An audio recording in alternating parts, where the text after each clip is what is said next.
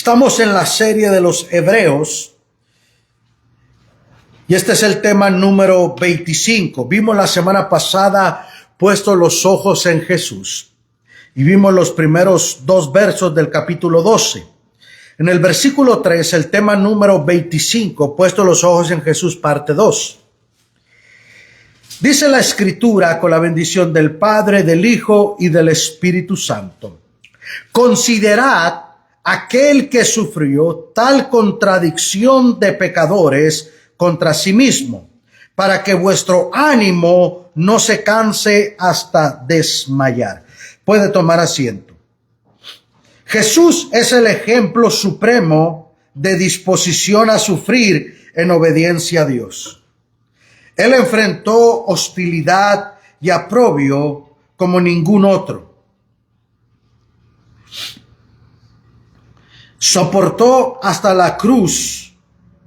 La misma oposición es enfrentada en diversos grados por todos los seguidores de Jesús. Por eso dice el verso: considerad aquel que sufrió tal contradicción de pecadores contra sí mismo. O sea, contra sí mismo vino a salvarlos, y a los que vino a salvar lo acusaron, se levantaron en contra de él, cuando lo único que él vino a hacer es el bien. Por eso cuando vamos al libro de los Hechos y el apóstol Pedro llega con Cornelio, dice cómo Jesús fue ungido con el Espíritu Santo y con poder, y cómo anduvo haciendo bienes y sanando a todos los oprimidos por el diablo. ¿Cómo vino a hacer el bien? Jesús vino a hacer el bien. ¿Cómo la gente podía ver enfermos sanados, paralíticos, ciegos, personas poseídas por espíritus, hermano, ser restaurados y sanados? Y aún así, cuando solamente quería hacer el bien, ellos se levantaron, se contradijeron. ¿Cómo tú vas a poder, te levantas contra alguien que está haciendo el bien, que te ayuda, que te da la mano? Por eso dice: considerad aquel que sufrió tal contradicción. O sea, ¿cómo puedes ir en contra de aquel que te dio la mano? De pecadores contra sí mismo. Ahora, Jesús lo único que quiere es hacernos el bien. Él quiere ayudarnos, para que vuestro ánimo no se canse hasta desmayar. Ahora, Jesús, después de hacer lo que él hizo, hacer el bien, ayudar, Hosana, sálvanos, libéranos, y después crucifíquenlo. Algunos de ellos, hermano, uno de ellos, Judas, que comía a la mesa de Jesús, que vio el poder de Dios, que vio lo que él hizo por él, y que al último, por su codicia y avaricia, le dio lugar al enemigo. Fue y vendió al maestro. Y así como Judas, hubo muchos, hermanos, que por querer quedar bien con el enemigo, traicionan a aquel que les ayudó. Pero aún así, Jesús, hermano, padeció. Por eso dice Isaías 53, como cordero fue llevado al matadero y no abrió su boca delante de sus trasquiladores. Di, eres el Hijo de Dios. Tú lo has dicho. ¿Me entiendes? Profetiza, ¿quién te golpeó? Burlándose sarcásticamente, lo hacían, hermano. Y Jesús dijo: ninguna potestad tuvieras si mi Padre no te la darías. Ay, has dicho esto. Para que vuestro ánimo no se canse hasta desmayar. Nosotros como creyentes, hermano, no hemos pasado una persecución tan cruel, una persecución de tal manera, hermano, que no podamos resistir. Por eso el escritor a los Hebreos les está diciendo: miren, Jesús hizo el bien. Pongamos los ojos en Jesús, que es el autor y el consumador de nuestra fe, y que él sufrió el dolor, la vergüenza, el rechazo. Consideremos aquel que sufrió Él llevó el sufrimiento y el dolor de nosotros, de todos los pecadores, contra sí mismo, para que vuestro ánimo no se canse hasta desmayar. Entonces, nosotros podemos desmayar, hermano, y desanimarnos muy fácilmente. Yo no voy a ir, yo no voy a servir, yo no voy a hacer esto. Nos desanimamos bien rápido. Imagínese que Jesús, a la primera copa que el Padre le pone en Getsemaní: Padre, yo no quiero pasar la copa, yo no voy, así que no cuentes conmigo. Padre, si es posible, pasa de mí, pero que no se haga mi voluntad, sino tu voluntad. Él estaba atravesando un momento de dolor y sufrimiento, llevando nuestra maldad, nuestro pecado. Estaba peleando la batalla final por la salvación eterna de nosotros. Él otra vez hablaba con un hermano y me estaba diciendo que su hija estaba atravesando un problema por las graduaciones, los estudios, todo eso, y el estrés que tenía, y que él decía: Señor, dame ese dolor de cabeza que tiene ella, dame ese sufrimiento, que yo lo pueda llevar. Imagínese, él como padre estaba viendo el sufrimiento de su hija, y él quería llevarlo, cuanto más el sufrimiento de toda la humanidad. Imagínese la carga de todo el mundo, Jesús. Y el escritor nos está diciendo: consideren aquel que sufrió. Si tú te consideras que estás sufriendo, considérate, compárate con Jesús. Tu sufrimiento es igual que Él, tu dolor es igual que el de Él. Porque hay gente, hermano, que se quebra una uña y anda haciendo un show y un escándalo, como si tuviera a dar a luz. ¿Me entiendes? Y eso que no ha parido, ¿verdad? Como dicen por ahí popularmente: mira el dolorcito que tiene, y anda haciendo un escándalo, y eso que no has parido. Entonces, considera aquel que sufrió tal contradicción de pecadores contra sí mismo, para que vuestro ánimo no se canse hasta desmayar.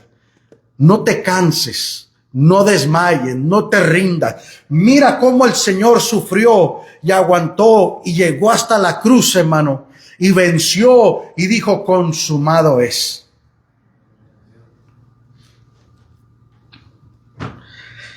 El ánimo que no se cansa, las presiones, el cansancio, las persecuciones que sufren los creyentes son como nada en comparación a lo experimentado por Cristo. Por eso el apóstol Pablo, hermano, vemos ahí, Pablo dijo: yo he trabajado más que todos vosotros, pero no yo, sino la gracia de Dios en mí. Él reconoció que la gracia, lo bueno que Dios así había sido con él, lo misericordioso, lo compasivo, después de que él persiguió a la iglesia, después de que él fue, aleluya, un hombre que golpeó a los creyentes, aleluya, Dios tuvo misericordia de él, y que el sufrimiento que él atravesaba no se comparaba con lo que Jesús atravesaba. Y por eso él no desmayaba, él no se rendía, él perseveraba. Aleluya. Y le dice a los hebreos: hasta que vuestro ánimo, para que vuestro ánimo no se canse hasta desmayar. A veces, hermano, nosotros queremos rendirnos por una pruebita. Pero a veces, hermano, hay otras personas que están atravesando unas pruebas mayores que nosotros y no se están quejando y no dicen nada. Y tú los miras como si nada y están atravesando el Niágara en bicicleta. Y tú dices: pero mira, esta persona está atravesando esa prueba. Una vez mi hermano lo invitaron a orar por una hermana que estaba enferma, postrada en cama. Tenía 2 años postrada en cama. Ya tenía hasta llagas en las espaldas de que no se podía levantar. Y cuando mi hermano fue a hablarle ahí, a orar por ella, La hermana lo empezó a animar a él. Hermano, déjeme decirle que desde que caí postrada en esta cama, el Señor viene y platica conmigo, se sienta aquí conmigo, aquí me bautizó con el Espíritu Santo, aquí el Señor viene y habla conmigo, aquí yo he recibido las bendiciones más grandes en mi vida. Y mi hermano dijo, yo fui a animarla a ella y ella me animó a mí. ¿Por qué, hermano? Porque cuando una persona, hermano, aleluya, sabe lo que es atravesar, sabe lo que es vencer las adversidades, hermano. Gloria al Señor. Por eso la Biblia nos dice aquí claramente, para que vuestro ánimo no se canse hasta desmayar. Proverbios dice, el ánimo del hombre soportará su enfermedad, mas ay del ánimo angustiado. Ay del ánimo angustiado.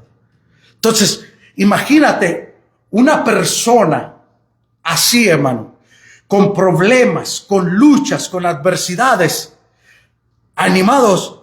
Tú dices, ¿y yo por qué no me puedo animar? Si esta persona está pasando por unos problemas más graves. Y mírala el ánimo, mira la motivación. Es para que despertemos y nos cambie el chip y agarremos la onda. ¿Cuánto dicen gloria al Señor? Para que vuestro ánimo no se canse hasta desmayar. No te rindas, no tires la toalla. ¿Me entiende? No sé si usted ha visto o vio la pelea de Chávez con Meldrick Taylor, ¿verdad? Era el 15 round, el último round, el 12º round, ¿verdad? Chávez iba perdiendo esa pelea. Entonces, su entrenador le dice, hazlo por tu familia, hazlo por tus hijos, hazlo por tu país. Y dice que él dijo dentro de mí, ¿y por qué por mí no? ¿Verdad? Y faltando 15 segundos, hermano, pum, lo noqueó. Pero él dijo, tengo que dar todo lo que tengo. Si él secularmente, por una corona corruptible, por un cinturón, por una pelea, hermano, dio todo, no se rindió, ¿cuánto más nosotros por una salvación eterna? ¿Cuánto más nosotros, hermano? Olvídese de usted mismo en ese momento, sino mire que lo que su esfuerzo, su dedicación, aleluya, su lucha, su prueba, no es solamente para usted, sino va a haber un impacto de los que vienen detrás de usted. ¿Por qué? Porque eso va a quedar marcado y el día de mañana van a decir, mi mamá se esforzó en esos momentos difíciles, mi abuela, mi tía, fulana de tal, cómo salió adelante a pesar de... ¿Me entiende? Si no, si se hubiera rendido, ¡pam! ¿Por qué, hermano? Porque hay personas que te están viendo a ti, que si tú caes, todos ellos van a caer juntamente contigo. Por eso, hermano, no podemos darnos el lujo de rendirnos.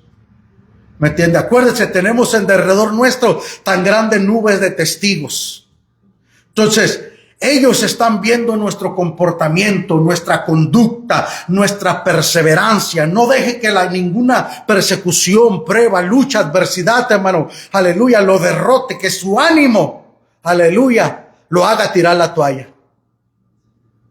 Muchos boxeadores les han preguntado, le dicen en su esquina, ya voy a tirar la toalla porque estás perdiendo, te están pegando una paliza. No, dame un round más. No. O sea, ellos saben que van perdiendo, pero aún así quieren seguir peleando.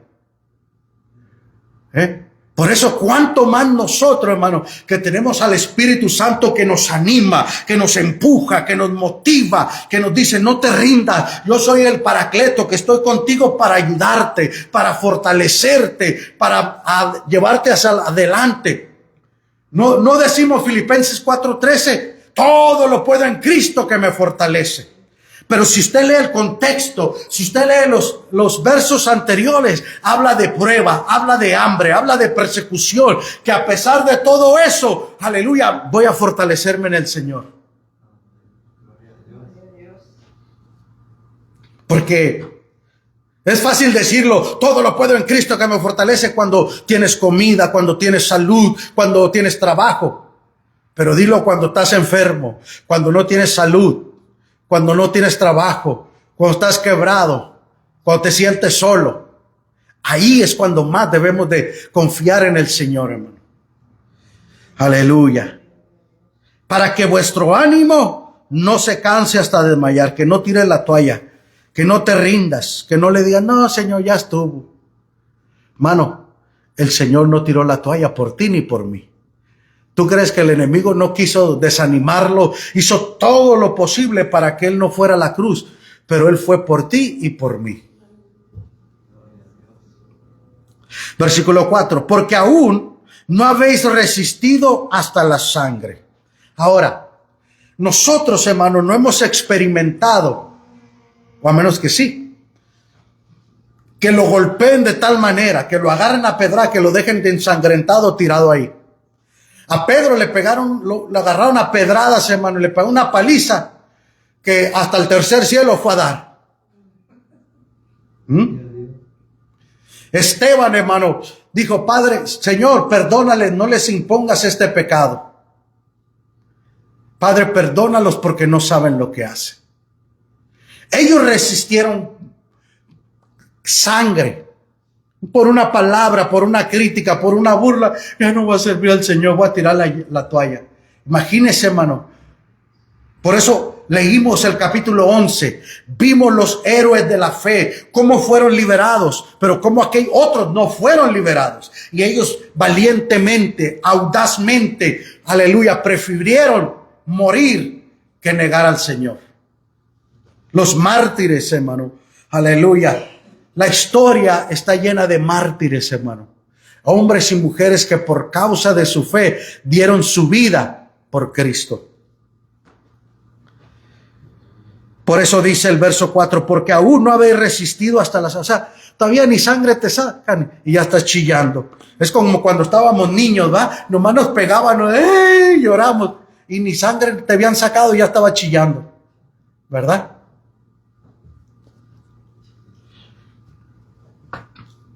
Gloria al Señor.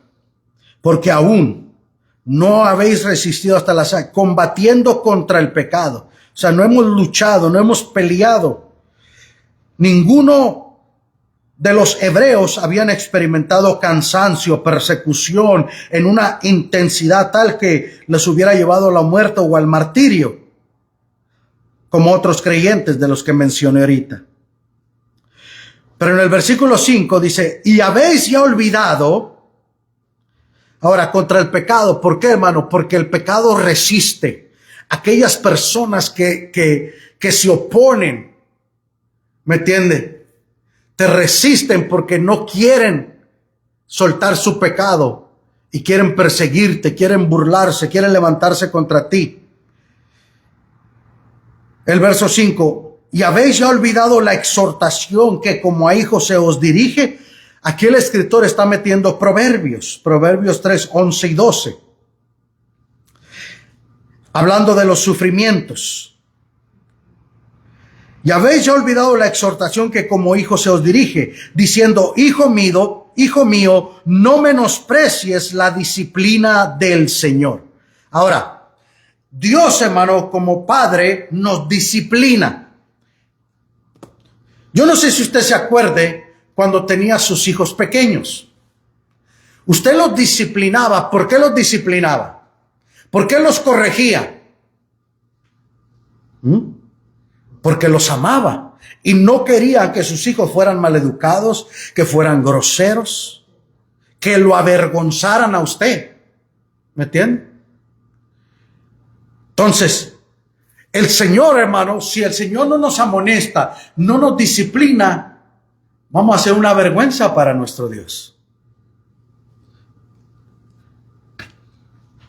Por eso, hijo mío, no menosprecies la disciplina del Señor, ni desmayes cuando eres reprendido por Él.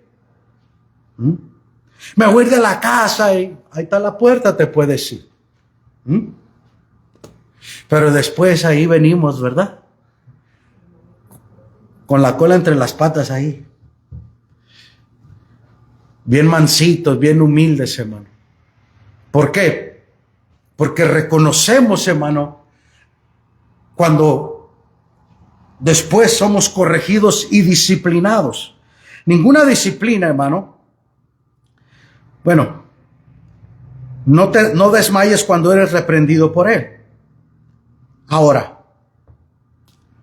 cuando le llaman la atención, cuando lo corrigen, cuando lo disciplinan en su trabajo, ¿usted bota el trabajo?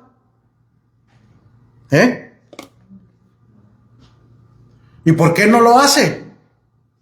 Porque sabe que de ahí hay un sustento para su familia. Y quizás la razón que lo hicieron es porque usted cometió un error, porque usted se equivocó y usted hizo perder al patrón o al jefe o al dueño de la compañía y lo hizo perder dinero, y por su culpa entonces se le llamó la atención y fue reprendido. ¿Y qué hace usted? Pues aguantar callado.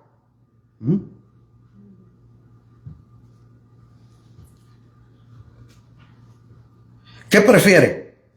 ¿Que lo reprendan o que lo despidan? ¿Que le llamen la atención o que lo corran? Entonces, el Señor nos reprende, hermano, nos llama la atención. Verso 6, porque el Señor al que ama, disciplina. Entonces, la disciplina se hace por amor y se hace con amor. Por amor y con amor. Lo estoy haciendo porque te amo. ¿Me entiende? Porque quiero que crezcas en una persona responsable, educada. Porque esos principios, hermanos, se aprenden en casa. ¿Cuántos dicen amén? ¿Me entiende? Porque el Señor al que ama disciplina, la disciplina, hermano, y azota a todo el que recibe por hijo. ¿A cuánto le dieron sus azotes cuando estaba chico?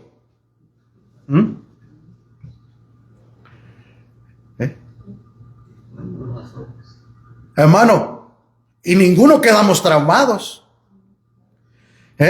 Ahora la psicología dice, no lo toquen, no le hagan nada porque vas a traumar. Hermanos, gracias a esa psicología, muchos de nosotros caminamos derechito ahora. Muchos a esos chanclazos, hermano, ¿verdad? Yo recuerdo que con lo que agarraba a mi mamá, y órale, ¿me entiende? Pero hermano, esa disciplina nos trajo temor, reverencia, respeto, hermano, gloria al Señor. Todo con medida, ¿verdad? Gloria al Señor. Porque el Señor al que ama, disciplina y azota todo el que recibe por hijo. Verso 7. Si soportáis la disciplina, ahora si aguantas la vara, si soportas, si no sales renegando, llorando, enojado y te vas, si no soportas, entonces, hermano, vas a crecer todo torcido. Si no aprendes, hermano, si no aprendimos disciplina en casa, nunca la vamos a aprender, hermano, afuera. A veces la gente dice, no, necesita la cárcel para que aprenda. No, salen peores ahí a veces. A veces la gente no aprende, hermano, sale peor. Si soportas la disciplina, si aguanta la vara, dice, Dios os trata como a hijos. Hermano, cuando uno corrigía a su hijo, yo como creyente, hermano, tenía una varita y todavía la tengo ahí. Proverbios, corrige a tu hijo y te dará descansos. El que ama a su hijo, lo corrige. ¿Me entiende? El hijo consentido avergüenza a su madre. Entonces, cuando no corregimos, hermano, le damos a los niños el lugar y el derecho a hacer lo que quieran, hermano. Y hoy en día los niños tienen más poder que los padres. Pero el Señor, hermano, nos trata como a hijos si nosotros aceptamos y aguantamos la disciplina. ¿Me entiende? Porque ¿qué hijo es aquel a quien el padre no disciplina? Déjalo que hagan lo que quieran. Cuando están niños, no, hermano.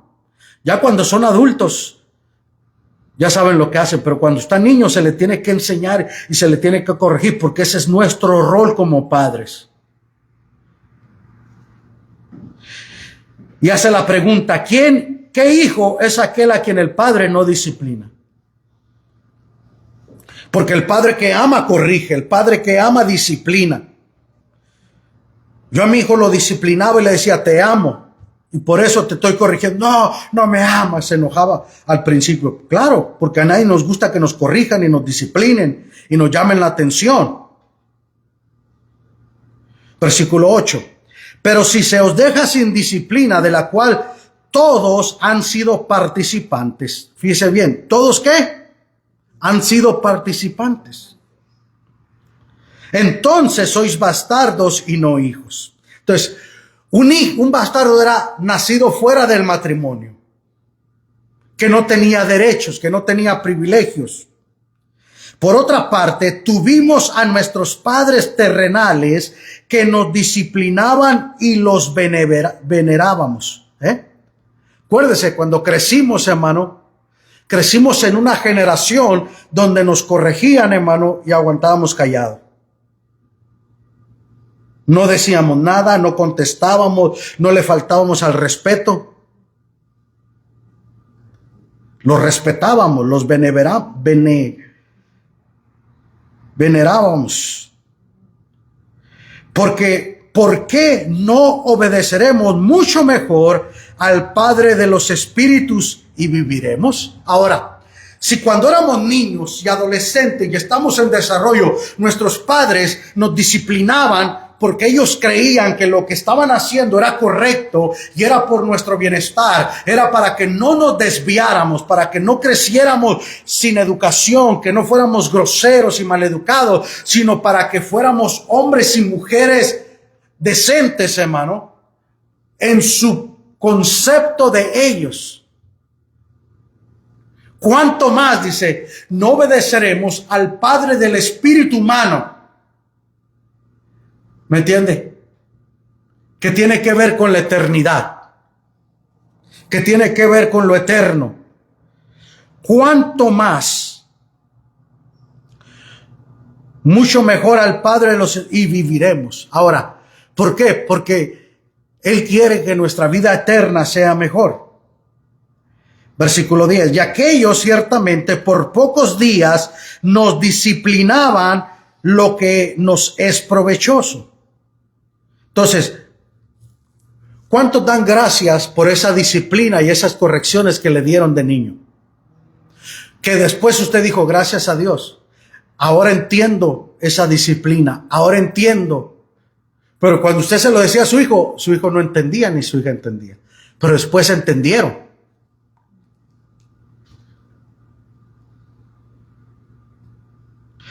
Pero esto es para lo que es provechoso, ahora nos dio provecho, para que participemos de su santidad. Ahora, la disciplina del Señor, hermano, es para que participemos de la santidad del Señor. Para que nosotros nos demos cuenta que no podemos hacer lo que nos da nuestra regalada gana. Que nosotros no podemos hacer, aleluya, lo que quieramos fuera de la voluntad del Señor. Que tenemos que ceñirnos y que tenemos que caminar derechito con Cristo. Porque al Señor no le gusta eso. ¿Cuántos dicen gloria al Señor? Vamos a terminar aquí mejor. Hasta el versículo 11, ¿verdad? Y aquellos ciertamente por pocos días nos disciplinaban como a ellos les parecía, pero para lo que nos es provechoso, para que participemos de su santidad. Verso 11. Es verdad que ninguna disciplina al presente parece causa de gozo, sino de tristeza, pero después da fruto apacible de justicia a los que por ella han sido ejercitados. Al principio, hermano, la corrección no nos gusta y parece que no está provechoso, hasta nos enojamos, nos molestamos, tú no me quieres, ¿por qué me corriges? ¿Por qué me disciplinas? Si me quisieras, no me hicieras así, no me trataras así. No, al contrario, porque te amo. Al principio, ninguna disciplina causa gozo, pero después da fruto apacible. Entendemos. La disciplina es para corregirnos. La disciplina, hermano, es para enderezarnos, para entrar en razón y no salirnos del surco y entrar una vez más al redil donde Dios quiere que caminemos con Él. Por eso, la corrección y la disciplina son buenas para nosotros. Gloria al Señor. Así que, gracias. Cuando el Señor le amoneste, cuando el Señor lo corrija, cuando el Señor lo discipline, es por su bien. Es por mi bien. Gloria al Señor. Padre, te damos gracias por esta palabra, Señor. Sabemos, Señor, que tú nos corriges, que tú nos disciplinas, que tú nos amonestas, Señor. Ayúdanos, Señor, que cuando vengan pruebas, luchas, adversidades, no nos rindamos, no nos desanímenos, que no tiremos la toalla, Señor, sino que perseveremos, que luchemos, aleluya, sabiendo que tú sufriste, que tú batallaste, que tú perseveraste, Señor, aleluya. Y cuando nos corrige, nos disciplina, nos amonesta, es porque tú nos amas, es porque tú quieres lo mejor para nosotros, es para que participemos de tu santidad, es para que participemos de la vida eterna, es, Señor, para que escapemos del infierno, aleluya, y nos vayamos para el cielo. Eso es lo que tú quieres con la disciplina, la corrección, la amonestación, Señor, aleluya. Quizás al principio nos enoja, nos molesta, pero después da un fruto apacible y decimos: gracias, Señor. Gracias por la corrección, gracias por la amonestación, porque yo estaba perdido, desviado, no entraba en razón, pero ahora comprendo, entiendo, aleluya, que tú me amas, Señor. Gracias te damos en el nombre de Jesús. Amén, Señor.